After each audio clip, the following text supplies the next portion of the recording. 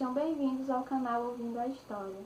Meu nome é Darly Milene, eu sou estudante de História da Universidade Estadual do Piauí e hoje nós vamos falar sobre o totalitarismo, conectando com algumas questões atuais, principalmente relacionadas ao Brasil.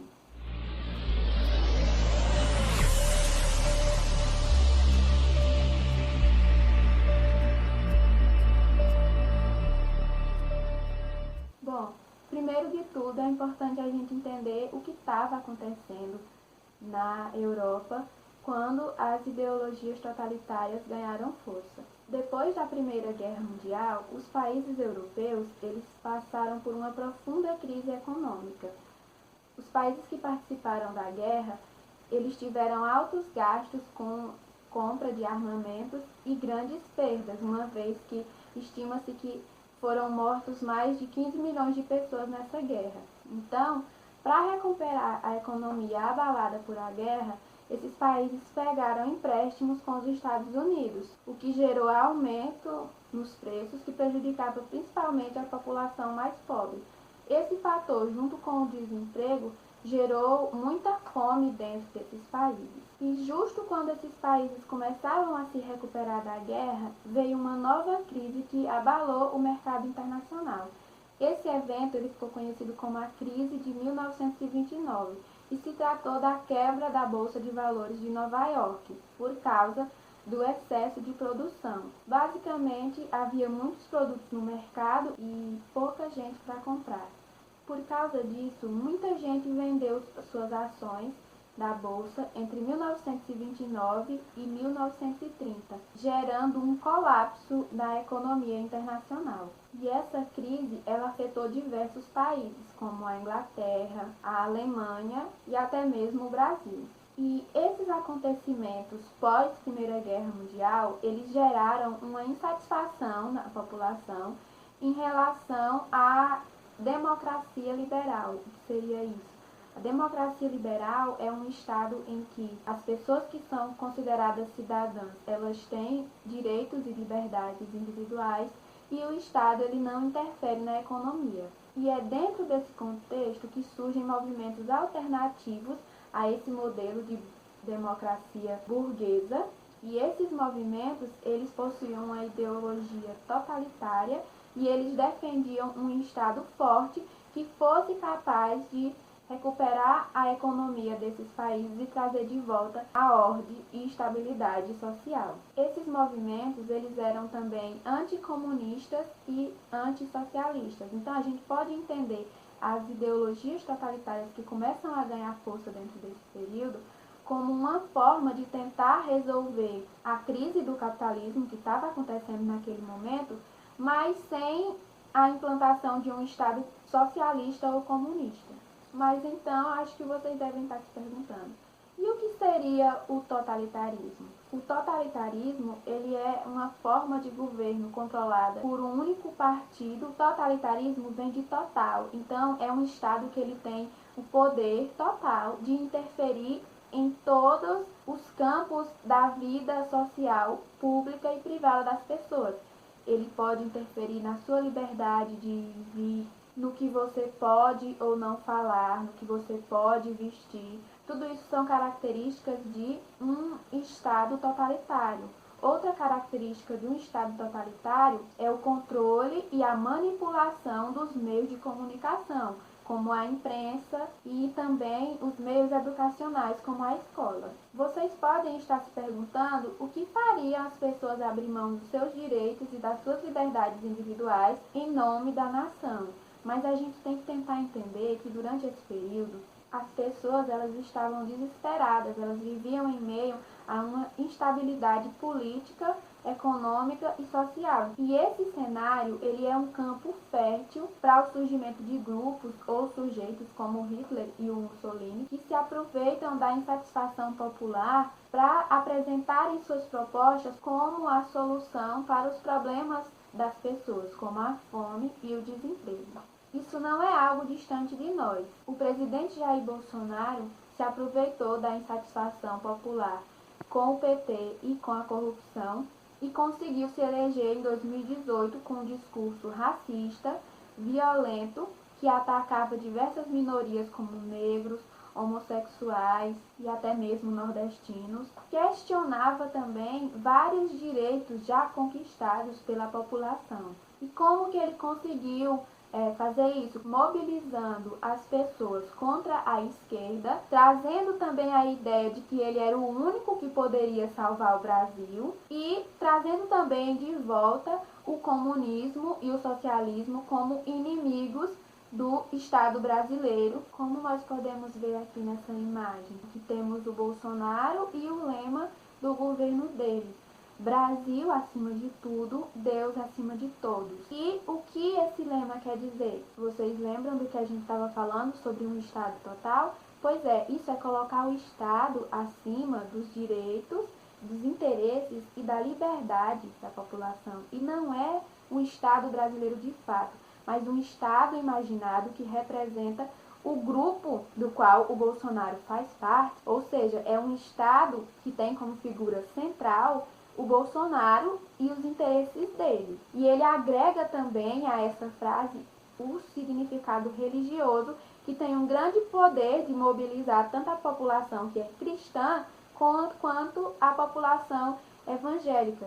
Já nessa outra imagem aqui, a gente vê uma mão que representa o Brasil e outra mão que representa o comunismo. Então, como vocês podem perceber a partir dessa imagem, o governo do Bolsonaro, ele pegou a ideia de Brasil enquanto um Estado, enquanto uma nação, e associou ao governo dele. E a partir daí, tudo que é contra ou que questiona os interesses e os discursos do Bolsonaro é visto e é representado como um inimigo a ser combatido. Eu fiz essa contextualização para vocês entenderem o papel da ideologia e da propaganda dentro desses governos que apresenta aí uma ideia messiânica de salvação e de regeneração do Estado. Dito isso, dentro desse período que a gente vai estudar, meados do século XX, nós vamos falar de dois governos totalitários,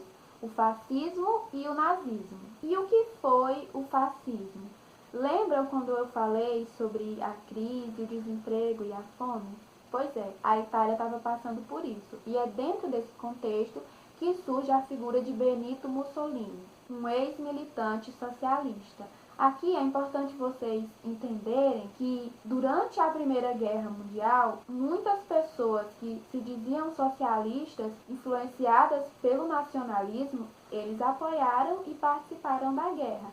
Assim como também teve gente que não participou. E o Mussolini, ele foi desses que participou e que apoiou a Primeira Guerra Mundial. Bom, já em 1919, um ano depois do fim da guerra, ele organizou, junto com ex-combatentes e desempregados, um movimento chamado Fátio de Combatimento. E no ano seguinte, ele organizou uma manifestação que ficou conhecida como Marcha sobre Roma. A partir daí, ele ganhou espaço político, ocupando o cargo de primeiro-ministro da Itália. E quando ele conseguiu chegar no poder, o que foi que ele fez? Ele extinguiu os outros partidos e investiu uma propaganda pesada para difundir a sua ideologia nas escolas e também por meio dos meios de comunicação, como o rádio e os jornais. Ele também criou um símbolo para identificar sua ideologia, que era o fátio, que anteriormente era um símbolo de poder romano. Como eu já falei, a escola ela era o principal meio de divulgação da ideologia e de ensinar, de formar as pessoas dentro dessa ideologia. Então, desde os primeiros anos escolares, as crianças elas eram ensinadas a fazer a saudação romana e já recebiam uma formação que tinha inclinação para o militarismo, a partir de brincadeiras, que na verdade tinham o objetivo de formar esse sujeito fascista que fosse capaz de lutar pelo Estado e os interesses da ideologia fascista. E essas ideias fascistas, elas chegaram em outros locais e ganharam novas características. Na Alemanha surgiu um movimento que ficou conhecido como nazismo. Vale lembrar que a Alemanha também estava passando por uma crise econômica, talvez até mais do que os outros países, porque ela teve que pagar altos tributos para as nações vencedoras, como ficou decidido no Tratado de Versalhes, que foi firmado depois da Primeira Guerra Mundial. O nazismo, ele agregou às ideias totalitárias o ultranacionalismo, que defende a homogeneidade étnica como base para a manutenção política e social do Estado, e o antissemitismo, que é o preconceito ou a aversão aos judeus. O ultranacionalismo, ele é uma ideologia ligada à xenofobia, que é a aversão a estrangeiros, e aquela ideia que os alemãos, eles eram descendentes de uma raça ariana que nunca havia se misturado com outros povos e por isso era uma raça superior. Eu sei que isso pode parecer um pouco distante de vocês, mas não é.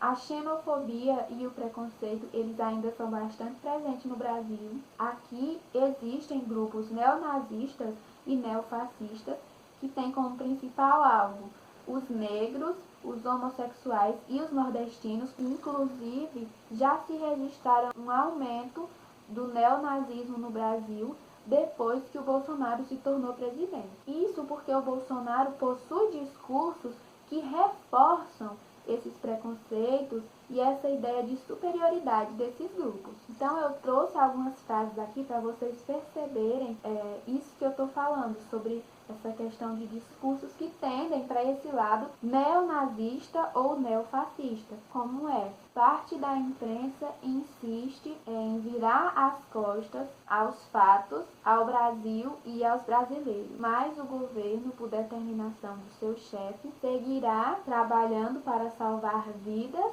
e preservar o emprego e dignidade dos brasileiros. Isso foi uma fala durante a pandemia e a gente sabe que não condiz com a realidade, mas mostra justamente isso, como essas pessoas e esses grupos que possuem um pensamento ou uma ideologia neofascista ou inclinação para o totalitarismo, colocam a imprensa que não concorda com eles como inimigos a ser combatido e colocam o chefe político como o lugar de verdade. Então, que vocês têm que acreditar no líder.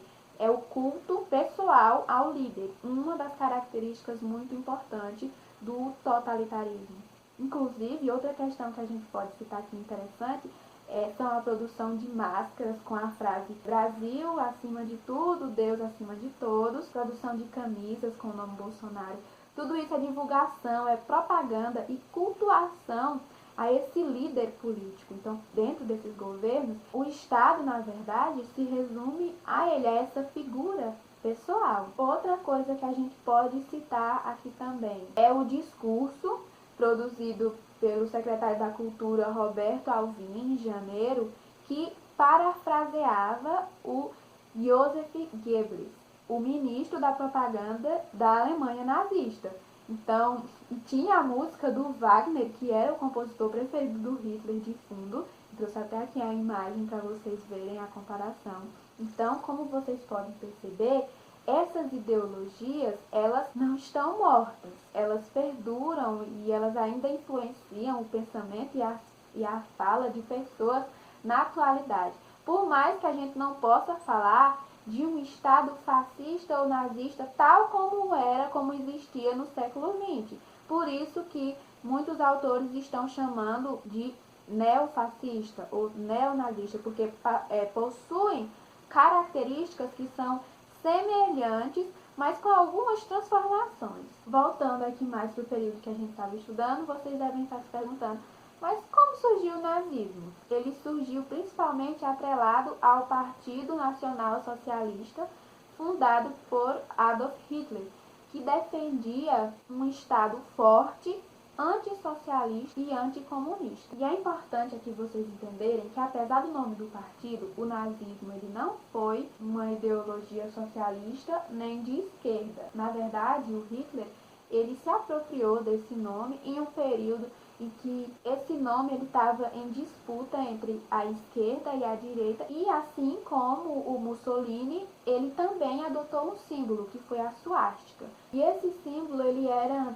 anteriormente o símbolo de um povo ariano que tinham habitado muitos anos antes de Cristo a região em que hoje se localiza a Índia, e significa boa sorte e bem-estar. Nos primeiros anos desse partido, o Hitler, assim como Mussolini, ele organizou milícias para perseguir os opositores políticos dele. Ele tentou também, influenciado pelo Mussolini, ocupar a cidade de Munique, mas ele foi preso e foi na prisão que ele escreveu o livro Minha Luta, onde ele descrevia a ideologia nazista. Bom, vocês lembram da crise de 1929 que a gente falou agora há pouco, né? Pois é. Na Alemanha, essa crise fez dobrar o número de desempregados, que já era de mais de 3 milhões. E foi a partir daí que o Hitler começou a ser visto pelas pessoas como um líder capaz de reerguer a Alemanha e de salvar o povo alemão. Então, em 1932, o partido dele teve muitos votos e em 1934 ele se tornou o presidente da Alemanha. Então, percebam, para ser um governo totalitário, não necessariamente tem que haver um golpe de Estado.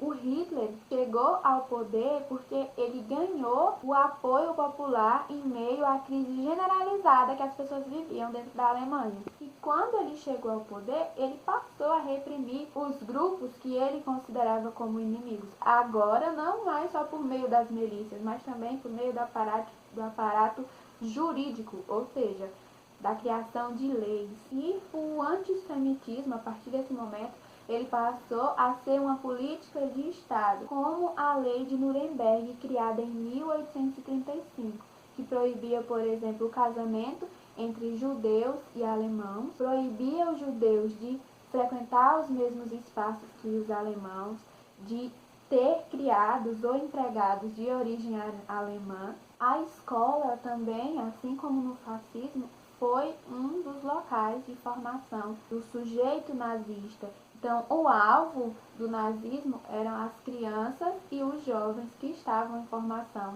Então, foram feitas também diversas propagandas que associavam as crianças e os jovens à figura do Hitler, e nas escolas era ensinado a odiar os judeus, como vocês podem ver aqui nessa imagem. Um menino, aparentemente judeu, está puxando a trancinha de uma menina alemã, e do outro lado, do lado esquerdo, tem crianças judias acompanhadas de um adulto sendo expulso da escola. Então vocês podem ver nessa imagem claramente a separação entre os espaços, que judeus e alemãos não poderiam mais estudar juntos. Então façam um exercício aí em casa, imaginem como seria ruim se de repente, sem mais nem menos, vocês tivessem que se mudar de escola, que deixar para trás todos os seus amigos, não porque foi uma vontade de vocês, mas porque foi imposto. Muito ruim, né? Então, era isso que acontecia na Alemanha. O Estado intervia e cortava os laços pessoais de amizades, relacionamentos que existiam entre as pessoas. E é importante ressaltar que a perseguição não se resumiu apenas aos judeus, embora essa perseguição tenha sido muito mais intensa sobre eles. Mas o governo nazista, ele esterilizou à força diversas crianças mestiças que eram filhos de soldados ou de pessoas alemãs com africanos. A formação dessas famílias consideradas mestiças, elas tinham acontecido durante um curto período de tempo em que a Alemanha ocupou e controlou uma parte da África. Essa aqui é a imagem de uma menina negra, como vocês podem ver, junto com diversas meninas alemãs. Ela era proveniente dessas famílias mestiças. E esta outra imagem aqui, ela é do filme Where Hands Told, que aqui no Brasil foi nomeada como Amor em Tempo de Ódio. É um filme dirigido por Amartya Sen e conta justamente a trajetória de uma jovem de 15 anos, mestiça, filha de mãe alemã e pai africano, que vivenciou todo esse contexto da Segunda Guerra Mundial dentro de um estado nazista. É um filme muito bom, então quem puder assistir, assista, que eu acho que vai clarear muitas coisas sobre o assunto. Então, concluindo, que lições que a gente pode tirar desse assunto? Que guerras só geram dor e miséria, e que é preciso ter cuidado com governos ou com grupos que se apresentam como a solução e a única solução possível para problemas e crises sociais e econômicas, que é preciso prestar atenção também para esses discursos de ódio e questionar certas propagandas e certas informações que circulam, porque muitas vezes elas passam ideias totalmente erradas e faz você defender uma coisa que vai contra os seus próprios interesses, a partir da manipulação dessas imagens, como a gente tem vivido um grande número de fake news. E principalmente a gente aprende com esse assunto o quanto é importante ter empatia, respeitar as diferenças étnicas e as diferenças culturais, porque esse preconceito ele gera ódio, e esse ódio ele vai gerando violência, que pode gerar a morte de milhares de pessoas. Às vezes começa com algo simples, com uma palavra, e você pensa que isso pode não afetar nada, mas essas palavras, elas têm um peso. Então é isso, gente. Até a próxima aula. Assistam os outros vídeos e se inscrevam no canal. Até mais!